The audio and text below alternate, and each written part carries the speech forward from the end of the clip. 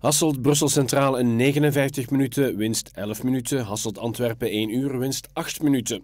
Het nieuwe vervoersplan van de NMBS dat vanaf 14 december in voege gaat is op het eerste gezicht positief. Ik denk absoluut dat Limburg mag tevreden zijn met het plan dat we voorstellen. Dus vooral in de richting van Antwerpen of in de richting van Brussel is de rittijd vanuit Limburg eigenlijk grondig verminderd.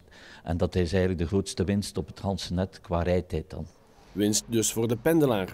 Piektreinen doen het sneller ten koste van treinen tijdens daluren of met minder reizigers. Er is hier en daar een vroege en late trein weggevallen, telkens met zeer weinig reizigers erop. We mogen niet vergeten dat wij soms rondrijden met een trein die ons 8.000 à 10.000 euro per reiziger per jaar kost. En dat is werkelijk maatschappelijk niet verantwoord om die nog te laten rijden. Goed 85% van de reizigers is pendelaar.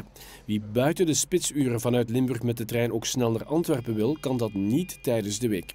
De rechtstreekse verbinding tussen Hasselt en Antwerpen is tijdens de week weggevallen, maar het is in het weekend niet weggevallen. Omdat in het weekend een ander cliënteel op die treinen zit. En wat zit er in het weekend op die treinen? Die zijn ook meer verspreid over de dag. Dat zijn de toeristen en dat zijn degenen die gaan winkelen in Antwerpen. En in het weekend wordt die rechtstreekse verbinding wel degelijk behouden. Het is geven en nemen, want het aantal kilometers mocht niet omhoog en het budget is beperkt.